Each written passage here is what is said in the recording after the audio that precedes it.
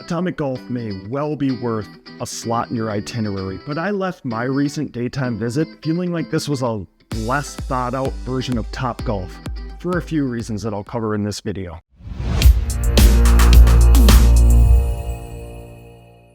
Hey, welcome back to the channel. My brother Ike and I started stalking the strip with the intent of taking you inside of attractions and hotel rooms to give you a realistic idea of what to expect and our opinions as to whether or not we think they're worth your time and money.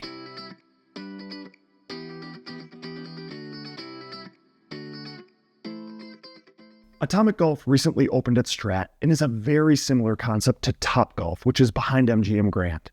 They have free parking, but if you're dropped off at STRAT, there's a long climate-controlled hallway that empties right into Atomic Golf's parking lot. Tip for those of you staying on Fremont Street: use the free downtown loop shuttle to get to and from STRAT. It'll cost you a few bucks in tip money, and I'll link to a resource in the description with more information. Once I got inside Atomic Golf, I was greeted by a super friendly employee who explained how pricing worked, where I could grab a cocktail, and just kind of gave me the lay of the land. I stepped into the facility and was immediately impressed by this massive atrium with two big video boards playing sports. On the main level was enough seating so that anybody who wanted to plop down and watch a game they just bet on could do so. And there was Atomic-themed artwork scattered throughout. The atrium was a really strong first impression.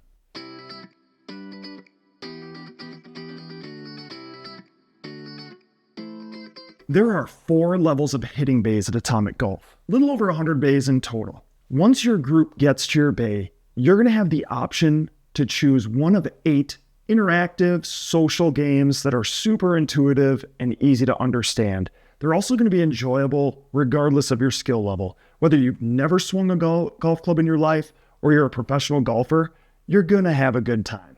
Examples of these games include Bullseye, which tasks you with hitting targets on the range, and you're rewarded with points for accuracy. There's 21, which has a card value assigned to each target on the range, and you're hitting targets to try to get blackjack, or 21.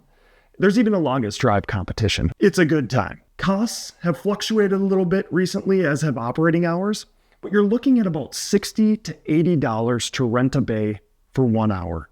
And that cost can be split between 8 people. So if you're coming with a crew, pretty inexpensive way to kill some time while in Las Vegas.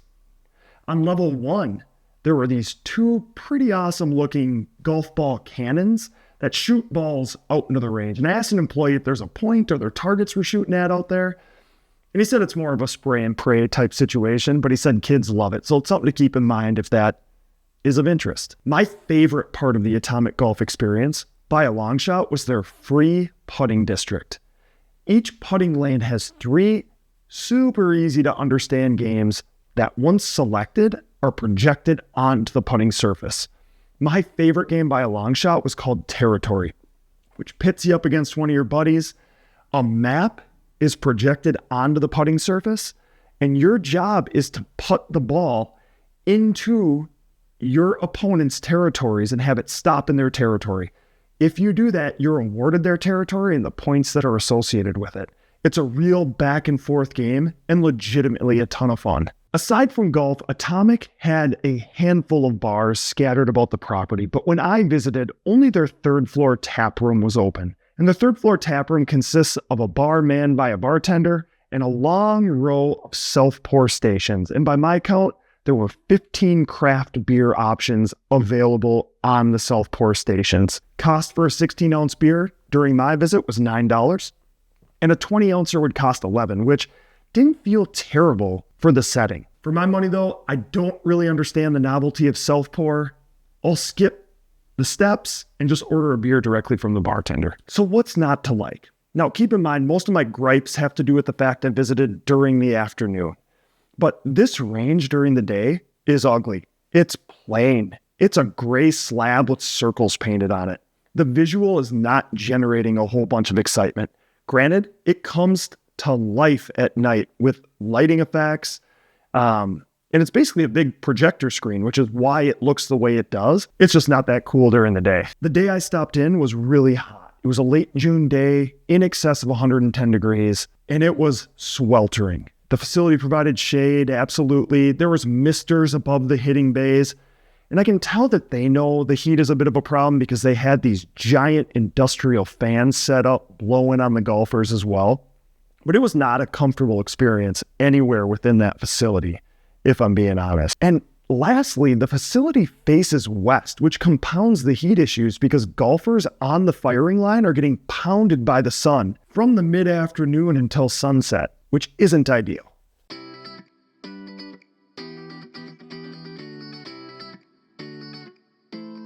I think it's only fair, since they're such similar concepts, to compare Atomic Golf to Topgolf. During my time at Atomic, I just couldn't shake the thought that this was a less thought out version of Topgolf. And some things Topgolf has, in my opinion, that Atomic doesn't, is a better TV experience. And specifically, I'm referring to the giant TVs at the end of Topgolf's range. Topgolf has a 2-level swimming pool that's free for anybody over the age of 21 to use. They offer bar top gaming, they have better climate control, and because Topgolf faces north, golfers are not going to be assaulted by the sun throughout the mid-afternoon heat. That being said, Atomic Golf is truly differentiated in that gray turf, while boring during the day, comes to life at night with those cosmic lighting features, and the putting district is unique.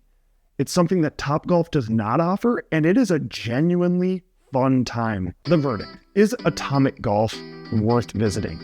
And I think the answer is yes, but you just want to wait till after sunset, when the range comes to life, the sun has gone away and the heat has dissipated. Social games like those at Atomic Golf are a blast for everybody, novices and professionals alike, and it's $60 to $80 per bay per hour. Keep in mind, that's not per person. That's for the entire bay, so that cost can be split amongst your group. This is really good, clean, cheap fun. Give it a shot. After dark.